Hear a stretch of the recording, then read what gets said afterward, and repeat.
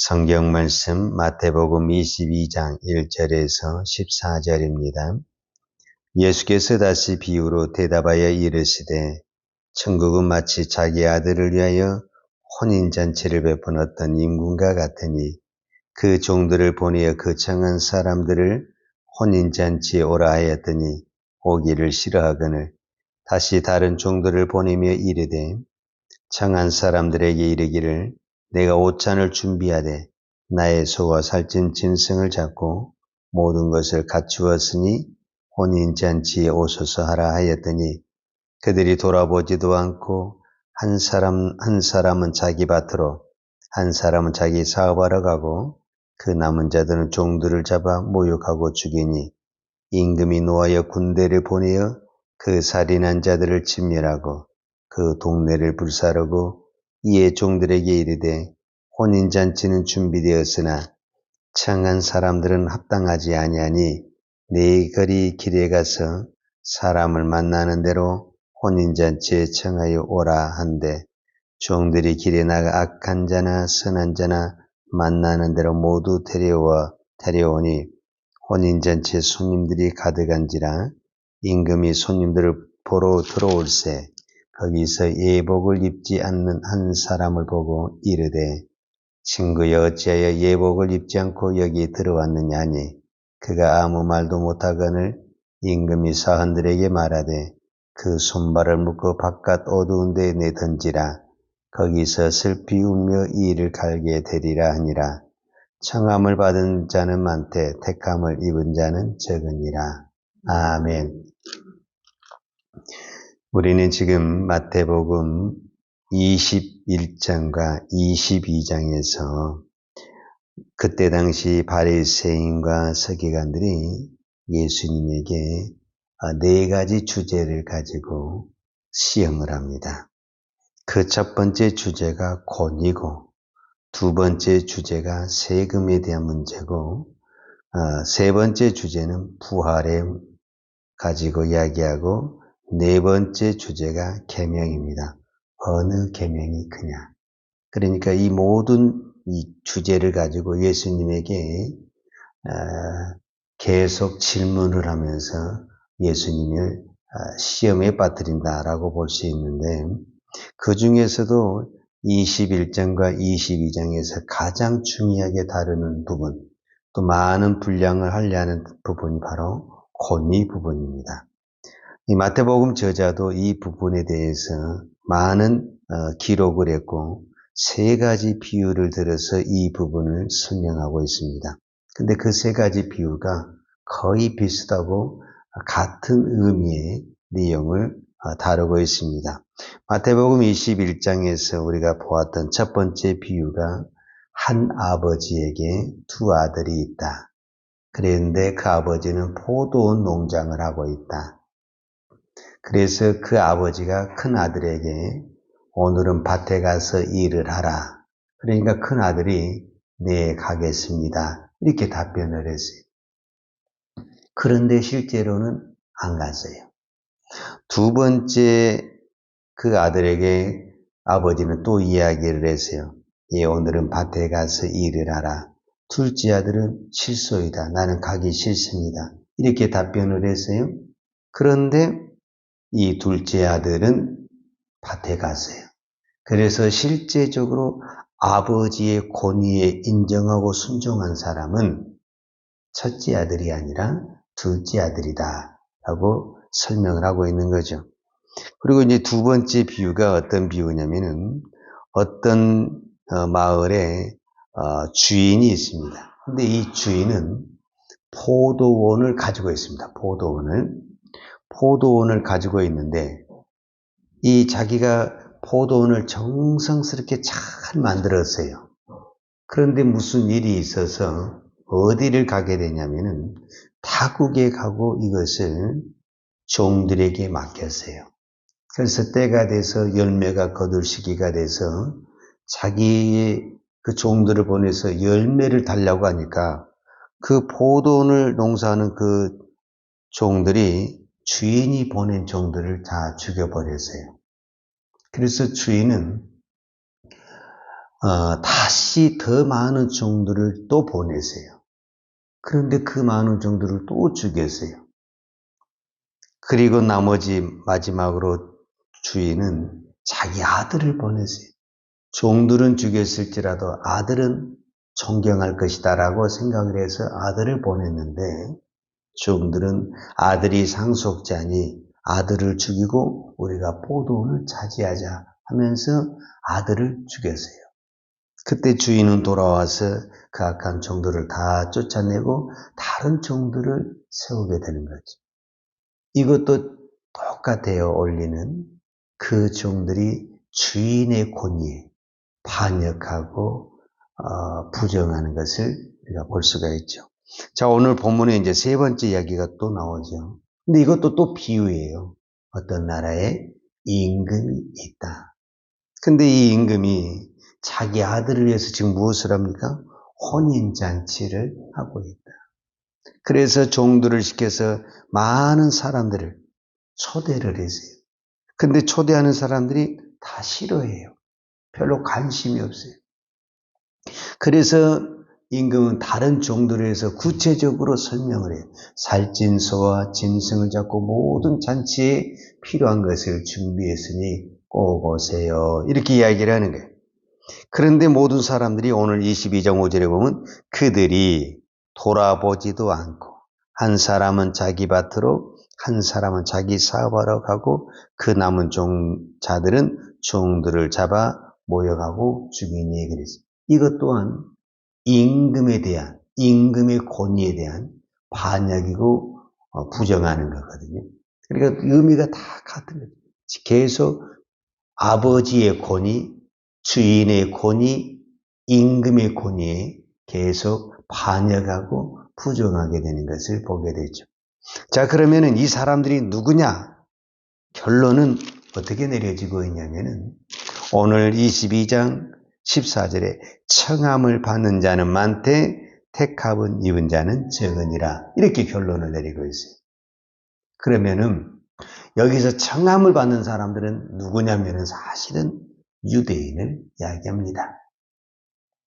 그런데 유대인들이 이거를 거역했어요. 그래서 그 청함이 누구에게 넘어가게 됐냐면 이방인에게 넘어갔어요. 그 이방인이 누구냐? 유대인을 뺀 모든 사람이 이방인이고 그 중에 한 사람이 나다.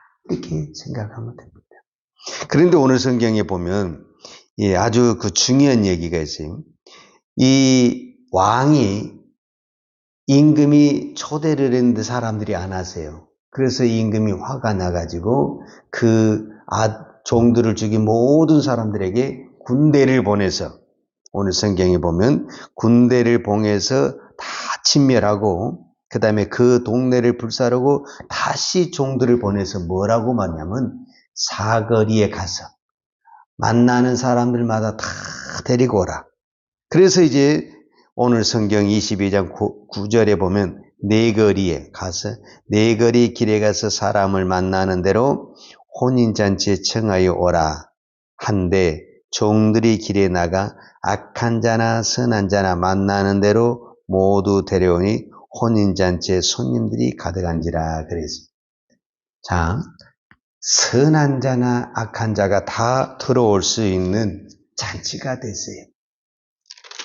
그 다음에 이 주인이 그 잔치를 돌아보다가 어떤 사람을 발견하게 되냐면 예복을 입지 않는 사람을 발견하게 돼요. 그러니까 이 잔치에 들어올 수 있는 사람은 선한 자나 악한 자나 기준이 없어요. 다 들어올 수 있어요. 근데 누구는 쫓겨나게 되냐면은 예복을 입지 않는 사람이 쫓겨났다. 성경이 이렇게 기록을 하고 있어요.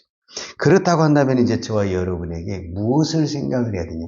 이 예복이 무엇인가 하는 부분을 생각할 수가 있죠. 그 예복은 그냥 문자나 글자 그대로 보면 그냥 옷이죠.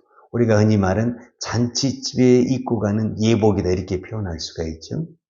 그런데 우리가 이 성경의 전체적인 흐름과 본문을 가지고 이야기하냐면 악한 자가 잔치에 들어왔어요. 그럼 이 악한 자가 잔치에 들어와서 반드시 해야 될 것이 있는데 모든 성경은 회개의 열매를 맺어야 된다. 이렇게 이야기를 하고 있습니다. 왜냐하면 악한 자는 이 자리에 들어올 수가 없거든요. 근데 약한 자가 하나님의 은혜로 부르심을 받게 되세요. 그러면 이 약한 자가 반드시 준비해야 될 것은 뭐냐면 회개의 열매라는 것입니다. 오늘 하나님은 저는 이렇게 말씀을 보았습니다. 오늘 하나님은 이 땅에 수많은 교회를 통해서 오늘도 이 땅에 있는 많은 사람들에게 복음의 초대장을 보내고 있습니다. 그런데 다 바빠요, 세상의 사람들이. 뭐 밭에 가야 된다. 요즘 말로 하면 직장에 가야 된다. 사업하러 가야 된다. 개인적으로 얼마나 사람들이 바쁩니까?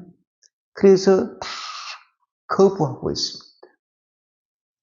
이것이 바로 하나님의 나라에 대한 인정하지 않는 것과 부인하는 것과 같습니다. 만약에 우리가 세상의 나라의 왕이나 대통령이 우리를 초대했다. 그럼 그때도 바쁘다고 말할까? 그때도 내가 직장에 나간다고 말할까?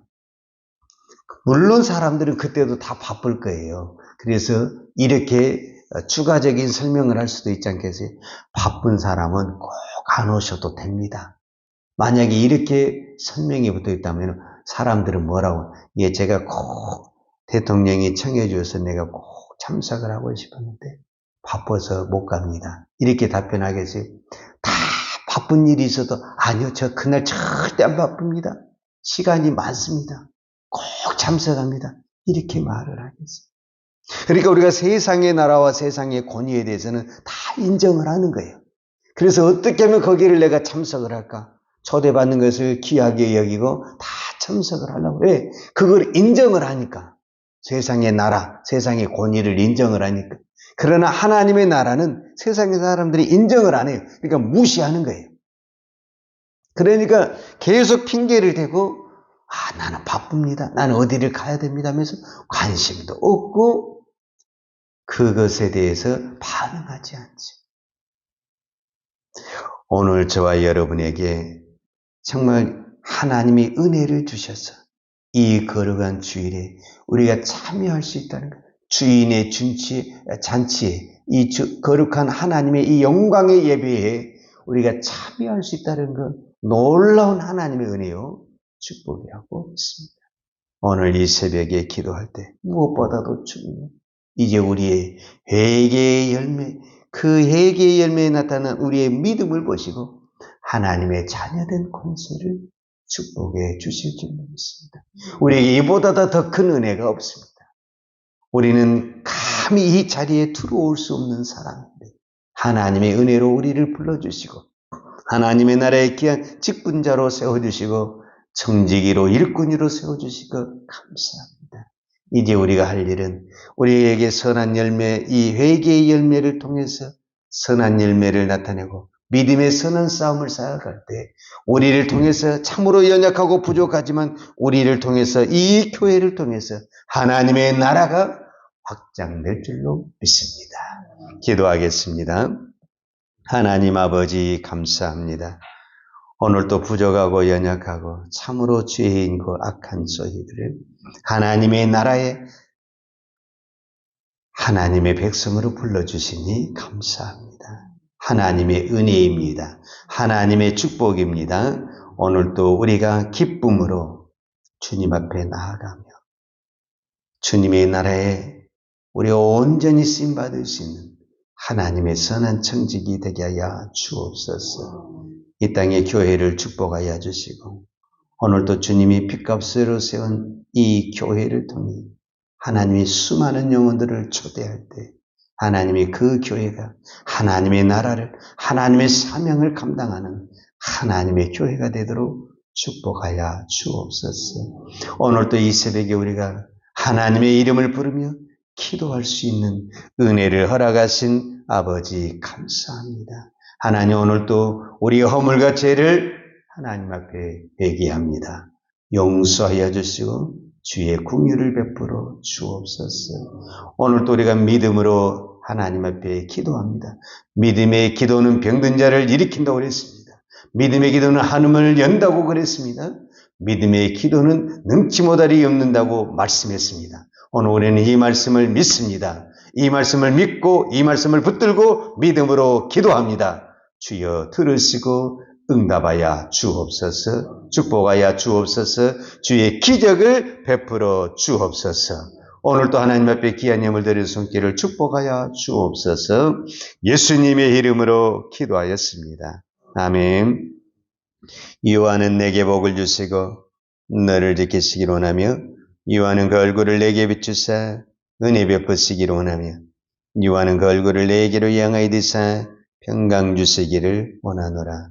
이제는 교회의 머리 되신 우리 주 예수 그리스도의 은혜와 아버지 하나님의 그 크신 사랑과 성령님의 교통하심과 충만하신 은혜가 오늘도 오직 믿음으로 하나님의 나라를 위해 충성된 증인으로 청지기로 살기를 원하는 사랑하는 죄종들 머리머리 이해와 이 나라의 민족과 한국교회 위에 온 열방에 이 생명의 복음을 증가하는 선교사님 이해와 사랑하는 주의 자녀들 머리 위에 이제부터 영원토록 함께 있을지어다.